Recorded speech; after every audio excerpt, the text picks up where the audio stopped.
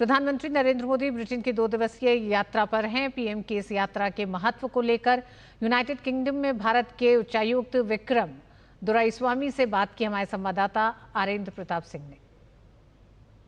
प्रधानमंत्री नरेंद्र मोदी 23 और 24 जुलाई को यूके के दौरे पर हैं।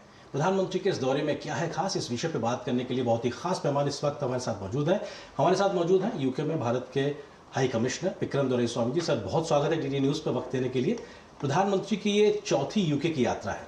इस यात्रा में क्या महत्वपूर्ण और कैसे खास होने वाली है, क्या कुछ एजेंडा रहने वाला है प्रधानमंत्री की इस यात्रा में? जी, हालांकि प्राइम मिनिस्टर साहब का दौरा इस बार बहुत ज़्यादा वक्त नहीं गुजार रहे हैं यहाँ पे, मगर उनका एजेंडा बहुत फोकस्ड है, उनका बहुत सटीक एजेंडा है। उनका फोकस ज़्यादातर जैसे कहते हैं फॉरवर्ड लुकिंग पार्टनरशिप पे है, ताकि इंडिया और यूके, हालांकि हमारी मैत्री की इतिहास भी काफ़ी पुरानी है, मगर आज की तारीख में, आज की दुनिया में हमें फॉरवर्ड लुकिंग पार्टनरशिप की ज़रूरत है, जिसमें ट्रेड, व्यापार जो हमारे बीच में अच्छा है, इन्वेस्टमेंट दोनों देश में निवेश काफ़ी भारी मात्रा में होता है, टेक्नोलॉजी की जो पार्टनरशिप होती है, और सबसे ज़्यादा महत्वपूर्ण मेरे ख्याल में ये है कि हायर एजुकेशन का जो पार्टनरशिप, जो नया सिलसिला शुरू हुआ है यूके के साथ, ये बहुत ही इम्पोर्टेंट है। इन चीज़ों पे प्राइम मिनिस्टर साहब फोकस देंगे उनके दौरा पे, और हम ये उम्मीद रखेंगे कि अगले कुछ 2-4 साल में पीएम साहब के विज़िट के बाद हमारी रिलेशनशिप एक नए स्तर पर पहुंचेगी। सर, प्रधानमंत्री के इस दौरे में फ्री ट्रेड एग्रीमेंट को लेकर भी लगातार सबकी निगाहें लगी हुई हैं। इस मोर्चे पर इस में क्या कुछ होने वाला है, क्या उम्मीद कर सकते हैं इसको लेकर? देखिए, प्रधानमंत्री साहब का ऑफिशियल विजिट है। गलत होगा कि अगर मैं पीएम साहब के पहले कुछ कह दूं, तो कोशिश जो है कि मेहनत अभी हो रही है टू कंप्लीट द एग्रीमेंट। जो भी कागजी काम जो होता है, काफ़ी डिटेल्ड काम है। कुल मिला के ये 2000 से ज़्यादा पन्ने का एग्रीमेंट है। बहुत डीप और कैसे कहते हैं कॉम्प्लेक्स एग्रीमेंट है। ये इंडिया के लिए जब कंप्लीट हो जाएगा, सबसे ज़्यादा डिटेल्ड और एम्बिशियस फ्री ट्रेड एग्रीमेंट होगा। तो इसलिए जो है सारा जो लीगल काम जो होता है, उस पर धीरे से काम करना पड़ेगा, और बड़े पेशेंस और मतलब ख्याल से काम करना पड़ेगा। तो वो हो रहा है। उम्मीद रखते हैं कि वी कैन फिनिश इट।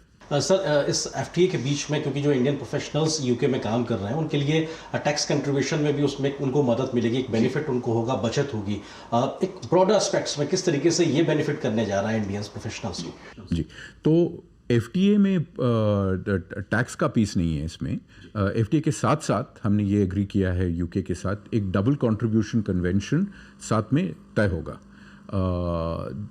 ये जब एफटीए फाइनल होगा, अकॉर्डिंग टू द अनाउंसमेंट, जब दोनों प्रधानमंत्री ने अनाउंस किया था 6 मई को नेगोशिएशंस कंप्लीट हुए हैं, तब उस वक्त में हमने ये भी अनाउंस किया था कि हमने ये भी एग्री किया है यूके के साथ कि एक डबल कंट्रीब्यूशन कन्वेंशन भी साथ में लागू होगा जब एफटीए एंट्री इनटू फोर्स होगा।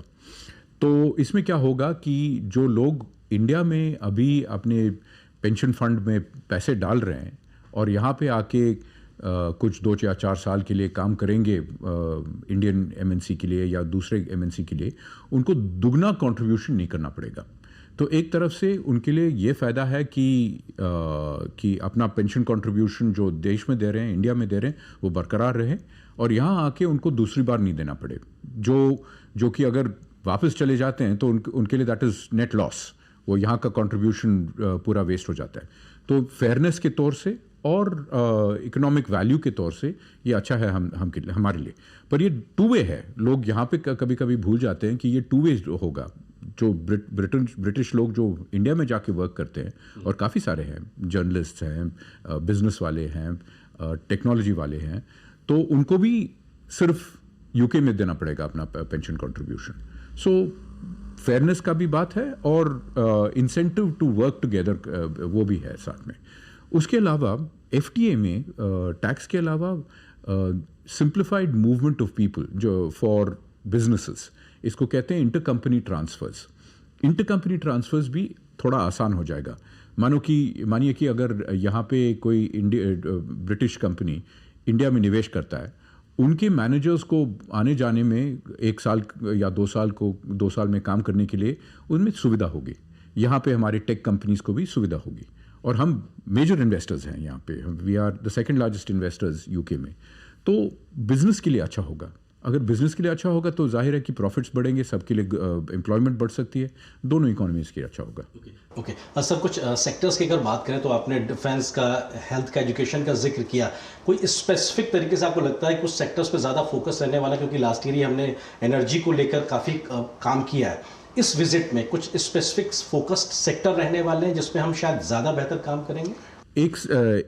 जैसे कि मैंने अभी कहा, मेन मुद्दा ये है हमारे लिए कि अगर आगे जाके देखें तो research, technology and education should be focus areas UK के साथ। जैसे कि हमारे फॉरेन सेक्रेटरी ने अभी थोड़ी देर पहले प्रेस कॉन्फ्रेंस पे भी कहा था, हमारी टेक्नोलॉजी सिक्योरिटी इनिशिएटिव जो यूके के साथ हमने साइन किया था पिछले जुलाई, फाइनलाइज किया था पिछले जुलाई, उसमें 7 पिलर्स हैं। वो 7 पिलर्स क्या हैं? ये है टेलीकॉम्स।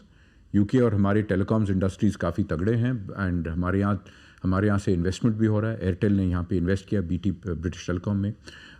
स्ट्रेटेजिक मिनरल्स तो माइनिंग कर सकते हैं, मगर उसका जो रिफाइनिंग है, उसका बेनिफिशिएशन जो कहते हैं उसका, वो सब साथ में करना है। इनके पास टेक्नोलॉजीज़ है, हमारे पास भी कुछ टेक्नोलॉजीज़ हैं, साथ में काम करें तो बेहतर रहेगा। एडवांस्ड मटेरियल्स जो हैं जिसके लिए इंडस्ट्री का में काम आएगा, ड्यूअल यूज़ भी हैं, स्पेस के लिए भी काम आ सकते हैं, डिफेंस के लिए भी काम आ सकते हैं।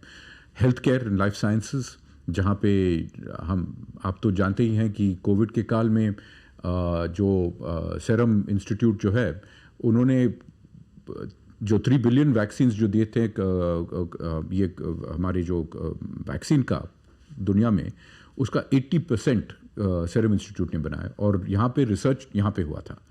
तो अगर आप देखें तो हेल्थ केयर में भी काफ़ी जगह है for us to work together. Artificial intelligence, cyber and quantum में, दीज आर आर 7 पिलर्स। तो इनमें पार्टनरशिप के संदर्भ हमें काफ़ी अच्छे लगते हैं। बहुत शुक्रिया सर, दूरदर्शन न्यूज़ के लिए समय निकालने के लिए, बात करने के लिए बहुत बहुत शुक्रिया सर। Thank you. प्रधानमंत्री नरेंद्र मोदी ब्रिटेन और मालदीव की यात्रा के लिए आज रवाना हो गए हैं। ब्रिटेन यात्रा का मुख्य लक्ष्य दोनों देशों के साथ व्यापार और रक्षा सहयोग को मजबूत करना है। इस दौरान भारत ब्रिटेन मुक्त व्यापार समझौते को अंतिम रूप देना एक बड़ी उपलब्धि हो सकती है।